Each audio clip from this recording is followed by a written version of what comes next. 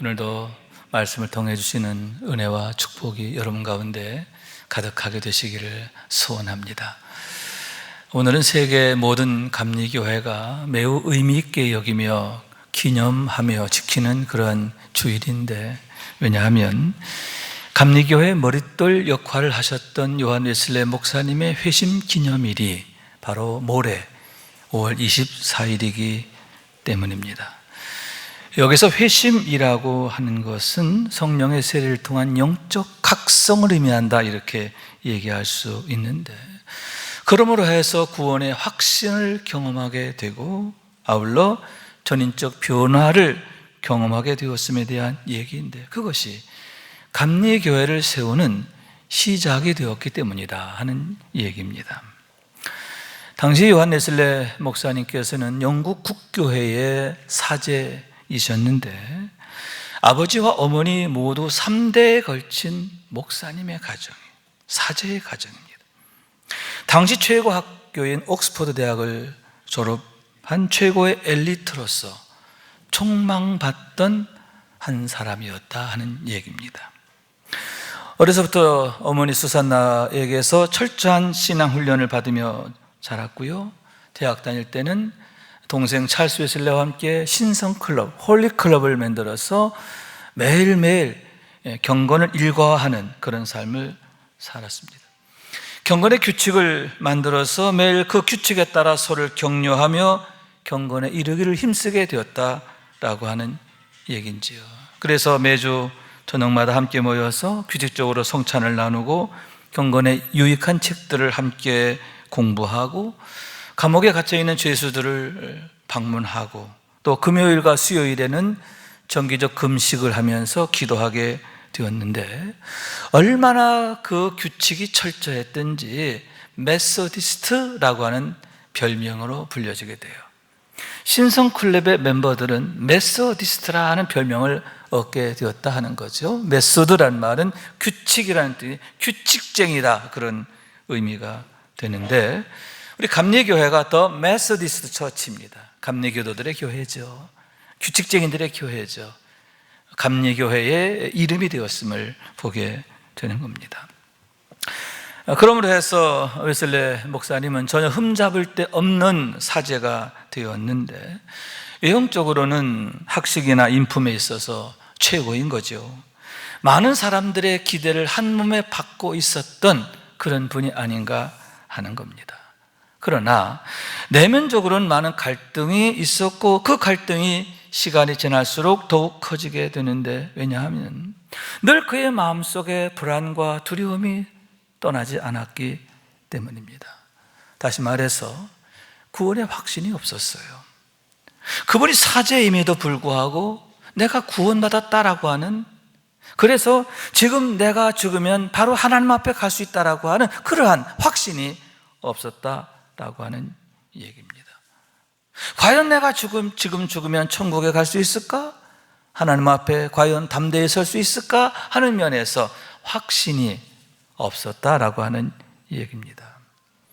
그래서 미국 조지아 지방으로 인디언 선교를 가게 되었을 때의 얘기인데, 그곳에 먼저 와 있던 슈팡겐 베르그 목사로부터 이런 질문을 받습니다. 당신은 예수 그리스도를 구세주로 믿습니까? 이런 질문을 아주 도전적으로 받게 되었을 때 머뭇거리다가 그렇게 되기를 희망합니다 라고 답변을 합니다.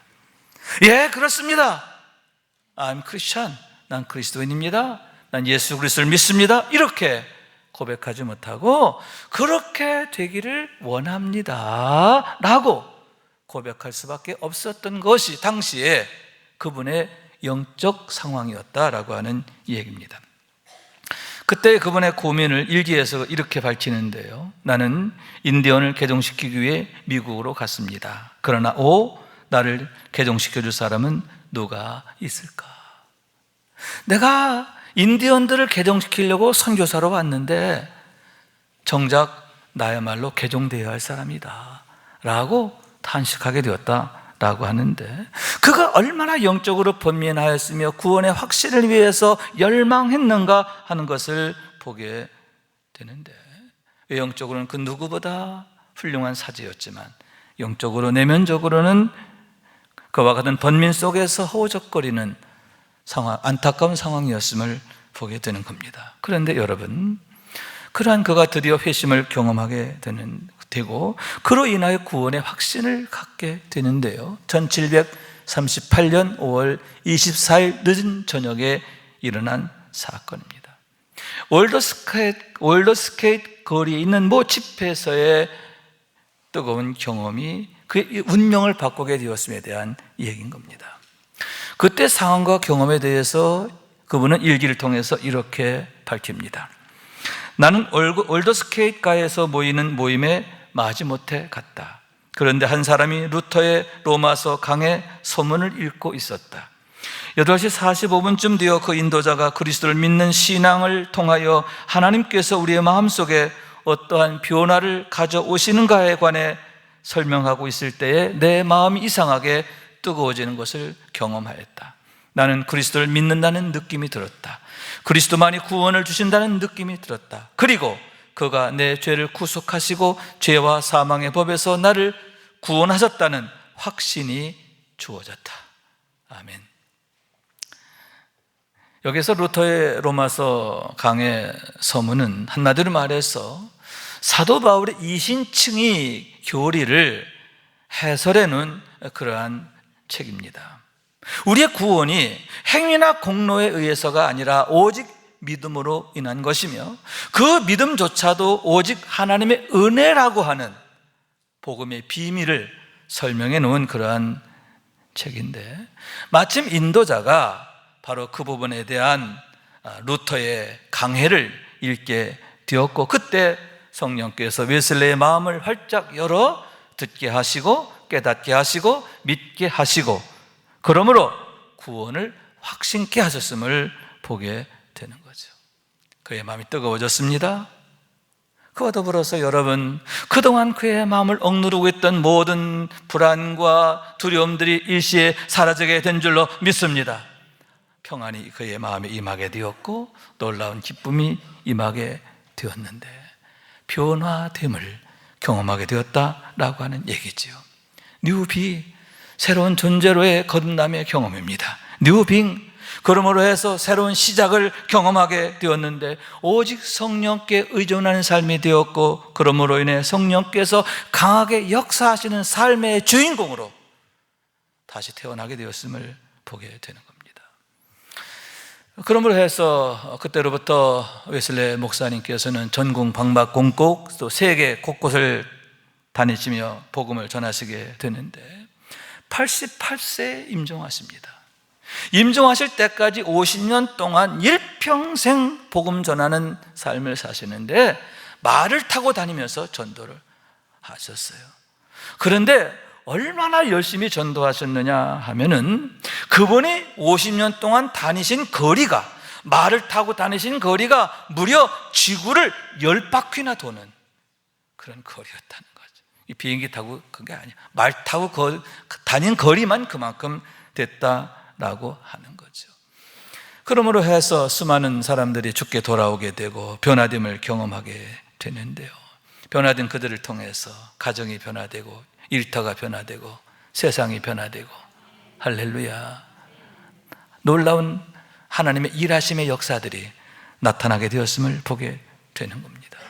대표적으로는 영국이라고 하는 나라가 바뀌죠. 영국 사람들이 신사라, 영국이란 나라가 신사의 나라라고 하는 별명을 얻게 되는데, 어떻게 그처럼 불량하고 무도하던 나라가 신사의 나라가 됐느냐, 어떻게 그 좋은 일들이, 아름다운 일들이 나타나게 되었느냐. 그 모든 것이 성령의 사람 요한웨슬레 목사님을 통해서, 그리고 그분의 신앙을 따르는 감리교도들을 통해서 하나님께서 친히 일하셨기 때문임을 보게 되는 겁니다. 여러분, 우리들 역시 웨슬레처럼 초기 감리교회 성도들처럼 하나님이 일하시는 삶이 되기를 원해요. 우리의 삶의 자리가 하나님 일하시는 현장이 되기를 원합니다.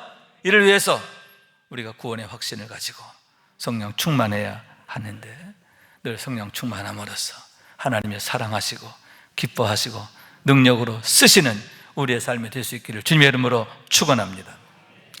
오늘 우리가 함께 상고하고자 하는 말씀은 예루살렘 교회가 세우게 된 7명의 지도자들에 대한 얘기입니다. 성령과 지혜가 충만하여 칭찬 듣는 사람 7을 세우라, 이렇게 말씀하고 있는데, 그러므로 해서 교회가 더욱 큰 부흥을 이루게 되었고 성령의 역사하심이 더욱 강력히 나타나게 되었는데, 그러므로 인해 그런 훌륭한 사역자들을 세울 수 있는 교회가 됐다는 것, 그게 얼마나 좋은 일이고 감사한 일이고 복된 일인가 하는 얘기인 거죠.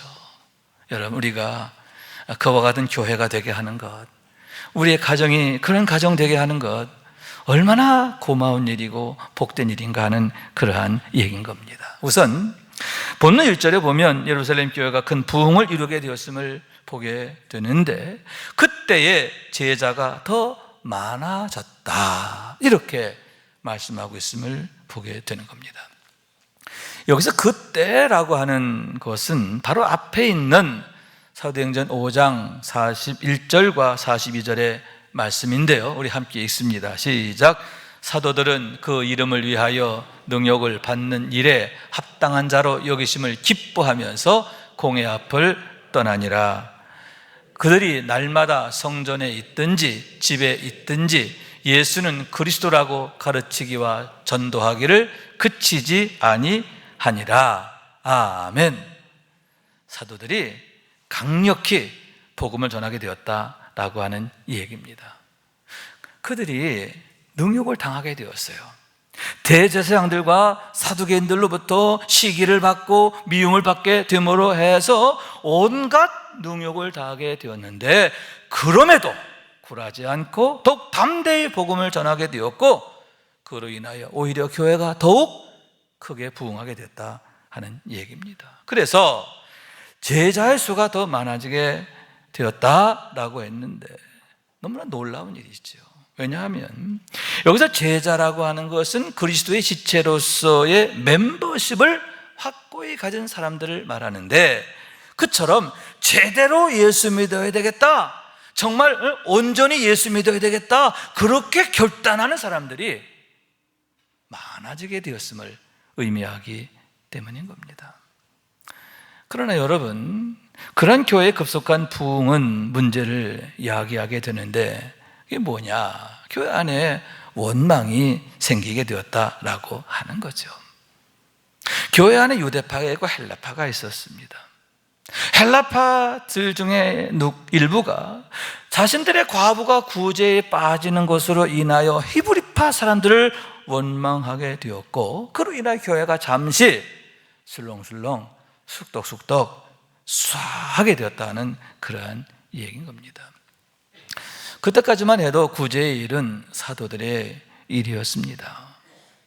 사도들께서 복음 전하고 기도하는 것 외에 그처럼 과부들을 구제하는 행정적인 일까지도 담당하시게 되었다라고 하는데, 결국 그것이 이제 문제가 생기게 됐다는 거죠. 그러나 그것은 예견된 일이었다, 이렇게 생각할 수 있는데, 왜냐하면 단기간에 그와 같이 교회가 부흥하게 됨으로 인하여 이건 필연적으로 나타날 수밖에 없는 그런 문제였다 하는 얘기인 겁니다. 여기서 헬라파들이라 이렇게 말하고 있는데요, 당시 헬라파는 오순절 때에 순례차 예루살렘에 왔다가 회심을 하고 신도가 된 그런 사람들을 말하는데, 오순절 당일만 해도 신도가 된 자들의 수가 무려 3,000이나 되었다, 이렇게 말하고 있습니다. 여러분, 그 이전까지만 해도 교회는 몇 명이었습니까? 히브리파들 중심의 교회였는데 120명을 넘지 않았어요. 이게 120문도잖아요, 그죠? 그런데 갑자기 3,000명이 늘어나, 대폭발이 일어나게, 대부흥이 일어나게 되었다라고 하는 거죠. 120명 모이던 교회가 갑자기 3,000명 모이는 교회로 불어나게 됐다라고 하는 거죠. 더구나 여기서 3,000명의 그 헬라파들은요, 여러분 각자에서 온 사람들이에요. 히브리파 사람들은 3년 동안 예수님과 동고동락했고요. 또 대부분 갈릴리 사람들이에요. 그러니까 서로가 서로를 잘 알아요. 서로 익숙한 관계입니다. 그러나 헬라파들은 헬라파끼리도 서로를 몰라. 왜냐하면 천하각처에서 왔고요. 그리고 교회에 들어온 지 얼마 안 되었기 때문에 사도들이 그들을 모르는 건 물론이고 헬라파 내에서도 서로가 서로를 알지 못하는 그런 상황이었다라고 하는 거죠. 그러니만큼 여러분 행정적으로 제대로 이제 그들이 관리가 될 수가 없는 거죠. 그들 중에 어떤 과부들의 경우 구제에 빠지게 되는 건 충분히 나타날 수 있는 일이었고 그것이 이제 교회 안에 어떤 이슈가 되었다라고 하는 얘기입니다. 그런 의미에서 여러분 그것은 마치 성장통과 같다 이렇게 말할 수 있는데 교회가 폭발적으로 부흥함으로 인하여 나타나게 된 또 겪게 되는 성장통 그것이 원망이라는 것으로 나타나게 되었다라고 하는 얘기죠. 그러나 여러분 달리 생각하면 참 감사한 일이다라고 생각하는데 왜냐하면 교회가 부흥했기 때문에 그런 또 소란도 생긴 거거든요. 교회 부흥으로 인한 그런 소란이라면 그건 참 오히려 감사한 일이다, 참 좋은 일이다 라고까지 생각할 수 있는 그런 일이 아닌가 생각하게 되는 겁니다. 우리 교회도 한때 배가 부흥의 축복을 경험한 시기가 있었습니다. 15년 전쯤으로 생각하게 됐는데 그때에 많은 스토리들이 우리 교회에서 있게 되었음을 기억하게 되는 거죠. 그 중에 하나가 지금은 원로이신 이중구 장로님에 대한 기억인데 오랫동안 제 마음에 남는 하나의 장면이 있는 겁니다. 산부 예배 끝나고 제가 사무실에서 잠깐 쉬고 있는데 장로님이 찾아왔어요. 고개를 푹 숙이고 들어오시더니 목사님 죄송합니다 하시는 거예요. 마치 그냥 약간 울먹일 것 같은 그런 목소리로 정말 죄송해가지고 목사님 죄송합니다 깜짝 놀라서 장로님 왜요? 여쭈었어요. 그래서 장로님 말씀하시기를 어떤 새가족인 듯한 사람인데 주차하다가 그냥 갔다는 거예요. 당시 이중구 장로님이 선임 장로님이셨고 또 우리 장로님들이 앞장서 가지고 주차 안내를 하셨는데 주차장은 좁고 차는 많고 그러니까 차를 한 대라도 더 잘 되게 하려고 차를 댈 때 오른쪽으로 가시오 왼쪽으로 가시오 좀 더 안내를 하잖아요. 그런데 그날 이렇게 안내를 하는데 한 젊은 분이었는데 이렇게 앞뒤로 왔다 갔다 좀 하더니 그냥 에이 하더니 그냥 가버리더라는 거예요. 장로님 말씀이 제가 조금 더 안내를 좀 더 세밀하게 친절하게 잘했더라면 그분이 분명히 예배 참석했을 것이고 목사님 설교 들으면 우리에게 등록하고 좋은 교인 됐을 텐데 제가 부족해서 그렇게 한 사람을 그냥 보냈습니다. 목사님 정말 죄송합니다 그러시는 거예요. 저는 장로님의 그 모습 정말 죄송해하고 미안해하고 속상해하던 모습 무엇 때문입니까? 교회가 부흥하기를 너무나 간절히 원하는 그런 마음 아닙니까? 한 사람이라도 더 우리 교회의 교인이 되어서 그들이 행복한 신앙생활을 하는 걸 그걸 너무나 원하기 때문이 아닙니까? 그런데 여러분 그게요 우리 장로님만이 아니었죠. 모든 장로님들이 다 같은 마음이셨고요. 그때 우리 권사님들 집사님들 다 같은 마음이셨어요. 그걸 제가 알아요. 하나님께서 왜 우리 신교회에 배가 부흥의 축복을 주셨느냐? 바로 그런 믿음, 그런 중심 하나님께서 참으로 기뻐하셨고 사랑하셨음을 보게 되는 겁니다. 여러분 예루살렘 교회가 잠시 혼란을 겪게 되는 거죠. 다만 그들이 원망했다 이렇게 말하고 있는데 여기서 원망은 조직적인 원망은 아니에요. 산발적으로 그냥 여기저기에서 그냥 그런 불평들이 나왔다 이렇게 생각하면 되는데 원망이 아닌 건의라든가 또 논의라든가 뭐 이런 거였다면 더 좋을 뻔했지만 어쨌든 그 정도의 원망은 충분히 풀어낼 수 있는 교회였기 때문에 문제될 것이 없는 거죠. 오히려 그렇게 원망할 일이 생길 정도로 교회가 부흥했다는 것, 얼마나 고마운 일인가, 좋은 일인가 하는 얘기인 겁니다. 여러분, 긍정적인 의미에서 우리 교회가 다시 좀 좋은 일들로 소론하게 되기를 원합니다. 목사님, 주차장이 좁습니다. 어떻게 하면 좋을까요? 할렐루야. 예배 자리가 모자랍니다. 어떻게 하면 좋을까요? 이런 문제로 같이 고민하게 되고 의논하게 되고 설왕설래하게 되고, 할렐루야. 그럴 수 있다면 얼마나 좋을까요? 다시 그럴 수 있는 날이 속히 오게 되기를 원하는 거죠. 주일마다 시끌시끌하고요. 아멘. 너무 좋아서, 너무 반가워서 시끌시끌하고. 그러나 예배 전에, 저 입구에서는 시끌시끌하지 마세요. 왜냐하면 예배 준비할 때는 좀 기도하는 마음으로 준비해야 되는데, 저 로비에서 그냥 서로 막 시끌시끌하면 마음이 흐트러져요. 그러나 예배 끝나고 나서는 그냥 반갑게 인사하고 축복하고, 할렐루야, 시끌시끌하게 되기를 원합니다. 아멘. 그리고요, 교역 프라미스랜드도 시끌시끌해야죠. 우리 아이들, 우리 어린이들이 찬양하는 소리로 시끌시끌하고, 아멘. 그렇게 되기를 원하는데, 여러분, 사도들을 통해서 예루살렘 교회가 그런 축복이 있었어요. 그런 영광이 있었어요. 여러분, 우리 교회가 이런 축복과 영광이 있길 원하는데, 그런 일의 주인공 되는 우리 모두가 될 수 있기를 주님 이름으로 축원합니다. 자, 이런 문제가 생기니까 교회가 어떻게 대처했느냐?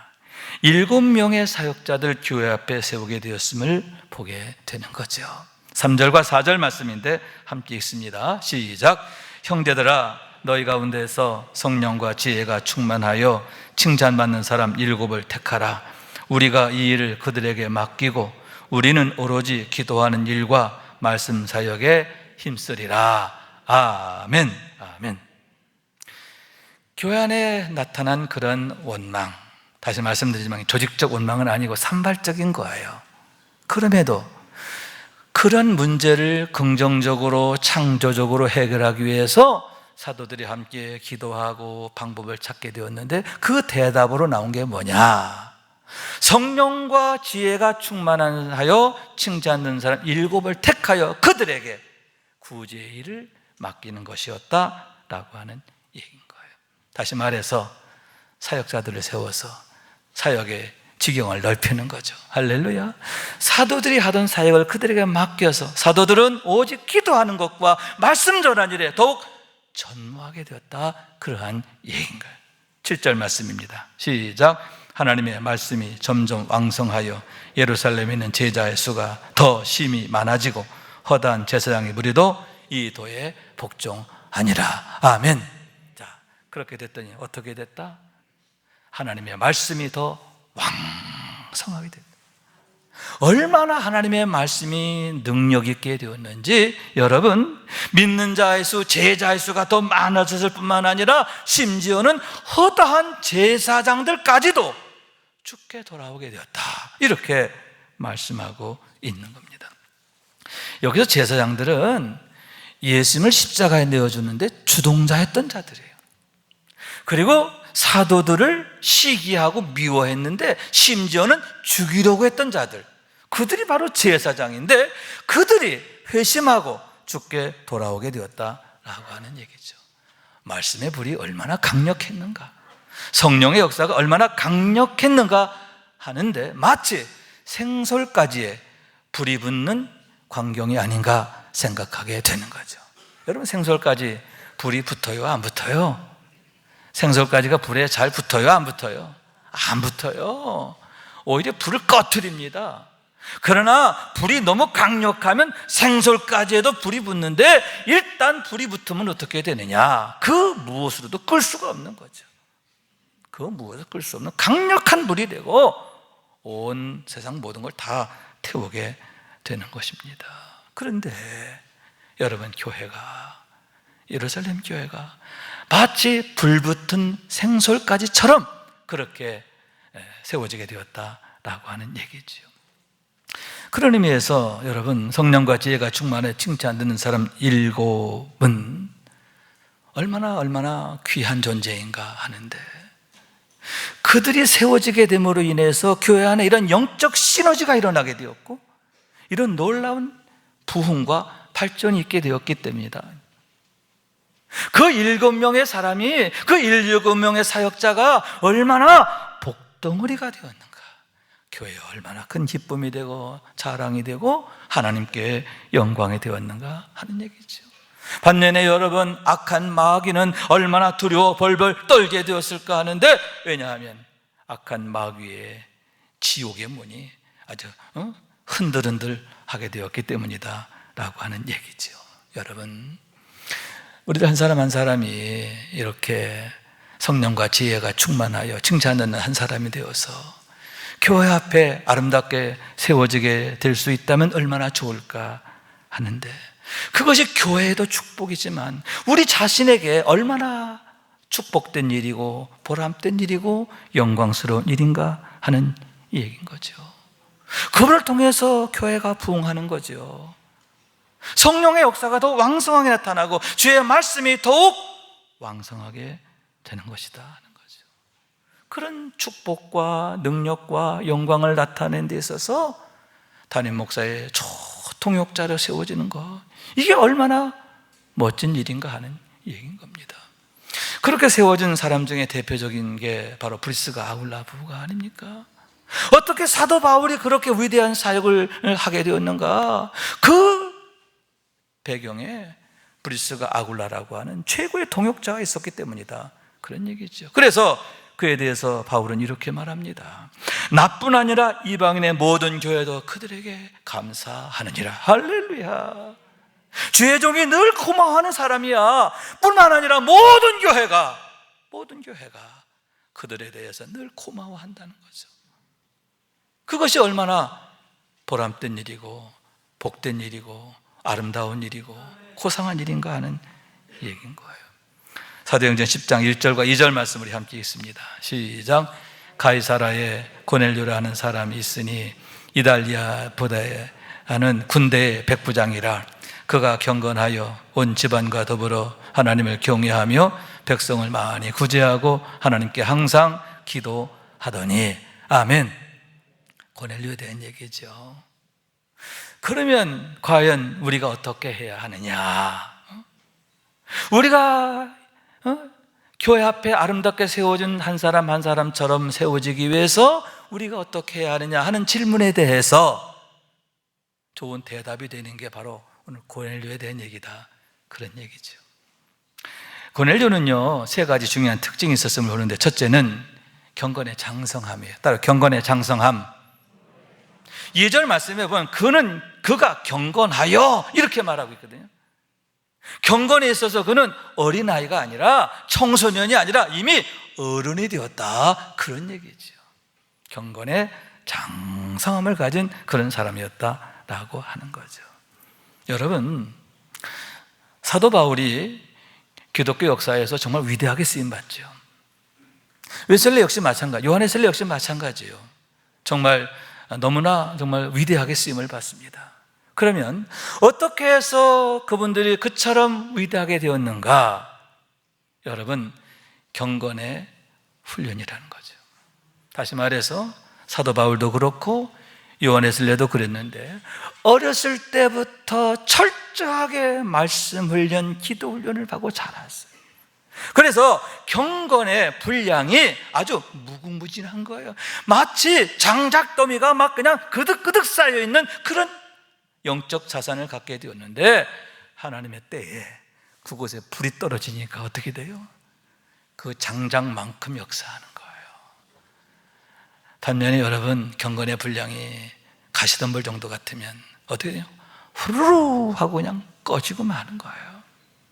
은혜 받았는데, 성령 받았는데 금방 실족하고 금방 옛성을 돌아. 그러나 바울도 그렇고 웨슬리도 그렇고 고넬료도 그렇고, 여러분 경건의 장성함을 갖게 했을 때, 여러분 때가 되니까 우리 주님 찾아와 주시고 성령의 불이 임하고 여러분 하나님 앞에 위대하게 쓰임받게 된 줄로 믿습니다. 그런 의미에서 경건의 훈련은 너무 중요하다는 거죠. 특히 어려서부터 말씀과 기도로 자라는 것, 경건한 사람으로 자라는 것 너무나 귀하고 축복되다라고 하는 말씀이죠. 우리가 매일매일의 삶을 매일매일 정시 예배를 드리고 영적 나눔을 하는 것, 이게 얼마나 중요한가. 왜냐하면 이를 통해서 우리가 경건 일과를 세우고 성령 충만하게 되고 성도 영화가 나타나는 삶을 경험하게 되기 때문이라고 하는 거죠. 그래서 바울 사도께서 디모데에게 주신 말씀이 뭐예요? 귀 쓰는 그릇이 되라, 하나님의 쓰임에 합당하도록 준비되라 당부하면서 이왕이면 내가 금그릇처럼 됐으면 좋겠다 하는 거죠. 아멘. 우리가 금그릇의 믿음이 되기를 원해요. 금그릇과 같은 경건의 분량 되기를 원합니다. 그래서 금그릇과 같은 영광이 나타나는 삶의 주인공 될 수 있기를 주님의 이름으로 축원합니다. 두 번째는 항상 기도. 그게 고넬료의 특징이에요. 항상 기도하더니 이렇게 말씀하고 있는 거죠. 여러분, 사도들이 사역자를 세울 때 기준으로 삼았던 게 성령과 지혜가 충만하여 칭찬 듣는 사람이었어요. 그럼 여기서 지혜란 뭐냐? 세상 이치를 깨닫고 진리를 활용하는 지혜를 의미하는데, 성령과 지혜가 충만하다는 말은 우선 하나님의 뜻과 목적을 바로 분별하는 분별력이, 영적 분별력, 그게 지혜죠. 그와 더불어 하나님의 뜻과 목적을 어떻게 덕이 있게 나타내고 적용할 것인가 하는 것이 지혜죠. 그런 면에서 영적인 적용력이다, 이렇게 말할 수 있는 거죠. 그런데 여러분, 지혜의 근본은 하나님이신 줄로 믿습니다. 지혜가 하나님부터 오는 거예요. 그렇기 때문에 여러분, 우리가 지혜로운 삶을 살려면 어떻게 되느냐? 성령과 지혜가 충만하려면 어떻게 되느냐? 공부 열심히 해라, 이게 아니란 말이죠. 고넬료처럼 항상 기도하더니 하나님께 여쭙고 하나님께 대답을 구하는 거죠. 그러면서 하나님 준 대답에 아멘, 아멘, 아멘 하는 삶, 그것이 바로 성령과 지혜가 충만한 성도의 삶이다라고 하는 거예요. 여러분, 항상 기도하더니 어떻게 고넬료가 그렇게 위대하게 쓰임받게 됐는가? 경건의 비밀이 거기 있습니다. 아멘. 우리가 영적 능력을 얻는 비결이 거기 있습니다. 날마다 기도하는 삶 되기를 원해요. 항상 기도하더니 주인공 되시기를 주님의 이름으로 축원합니다. 세 번째로는 온 가족이 함께라고 하는 그런 구절입니다. 고넬료의 경우 여호와를 경외함에 있어서 온 가족이 함께였다는 거예요. 그리고 베드로를 총하여 말씀 들을 때도 온 가족이 함께, 한 발 더 나가서 친구들까지도 함께 말씀을 듣게 되는데, 그랬을 때에 성령께서 그들 모두에게 강력히 임하셨음을 보게 되는 거죠. 그러므로 인해 여러분, 고넬료의 가정은 여러분 영적 공동체를 이루게 된 줄로 믿습니다. 성령이 역사하시는 현장이 되는 거예요. 아멘. 또 그의 친구들과의 관계 역시 마찬가지입니다. 견고한 영적 진을 이루게 된 줄로 믿습니다. 그랬을 때 여러분, 그들을 통해서 놀라운 역사가 나타나죠. 세상을 바꾸고 시대를 바꾸는 역사가 일어나는 거죠. 교회가 부흥하는 데 있어서 여러분 견인차 역할을 하게 된 줄로 믿습니다. 하나님의 영광을 드러내는 거룩한 축으로 그의 가정과 그의 친구들이 쓰임받게 되었음을 보게 되는데, 그러한 고넬료를, 또 그들과 함께하는 그들 모두를 우리 하나님이 얼마나 기뻐하시고 사랑하셨을까 하는 그러한 말씀인 거죠. 그런 의미에서 여러분, 우리가 고넬료와 같이 세워지게 되는 것 참으로 귀하다라고 할 수 있는데, 예루살렘 교회에 세워진 7명의 그 사역자들 마찬가지로 너무나 귀하고 귀한데, 여러분 그들 통해서 여러분 교회가 든든히 서가고, 아멘, 하는 무엇보다도 하나님의 말씀이 점점 더 왕성하게 되었기 때문이다, 그러한 얘기인 거예요. 여러분, 하나님의 일하심이 더욱 강력하게 되는 거죠. 아멘. 하나님의 영광이 더 크게 드러나게 된 줄로 믿습니다. 그래서 세상이 바뀌고요, 시대가 바뀌는 역사가 바로 그들을 통해서 일어나게 된 줄로 믿으시기 바랍니다. 이에 대해서 주님이 이렇게 약속하시는데요, 마태복음 28장 19절 20절 말씀 우리 함께 읽습니다. 시작. 그러므로 너희는 가서 모든 민족을 제자로 삼아 아버지와 아들과 성령 이름으로 세례를 베풀고 내가 너에게 분부한 모든 것을 가르쳐 지키게 하라. 볼지어다 내가 세상 끝날까지 너희와 항상 함께 있으리라 하시니라. 아멘. 주님의 약속인데 어떤 주님이시죠? 부활이요 생명이신 주님이죠. 악한 마귀를 벌벌 떨게 하신 주님이시잖아요. 이김이 되시는, 모든 것에 대한 이김이 되시는 주님이신 줄로 믿습니다. 그런데 그 주님이 우리와 함께 하신다는 거예요.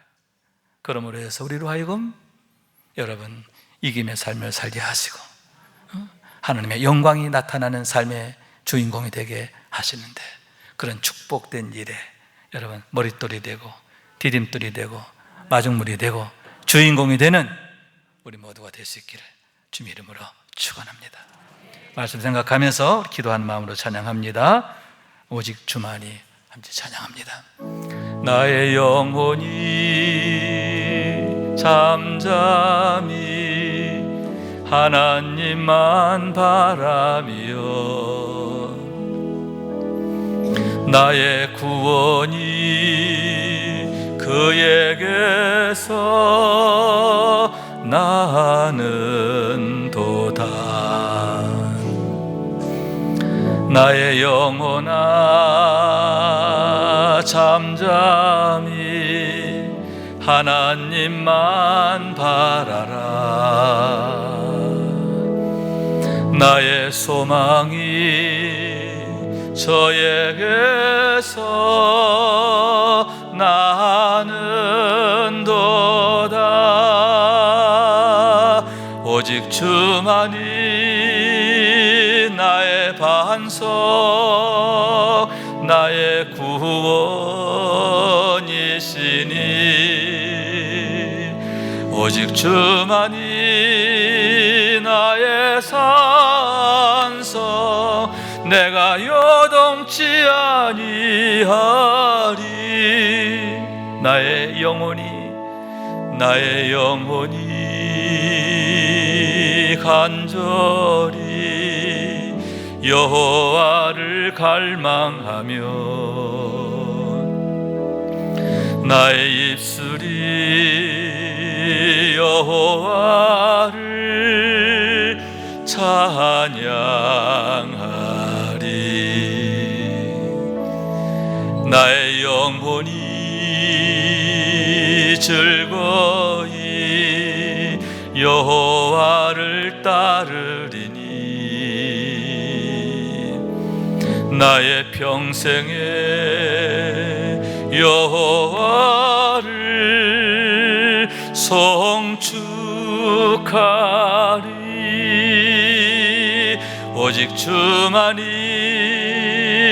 나의 반석 나의 구원이시니 오직 주만이 나의 산성 내가 요동치 아니하리. 나의 구원 나의 영광 하나님께 있으니 내 힘의 반석과 피난처 되시네.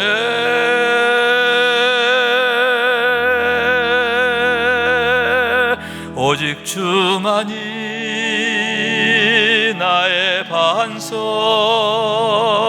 나의 구원이시니 오직 주만이 나의 산성 내가 요동치 아니하리.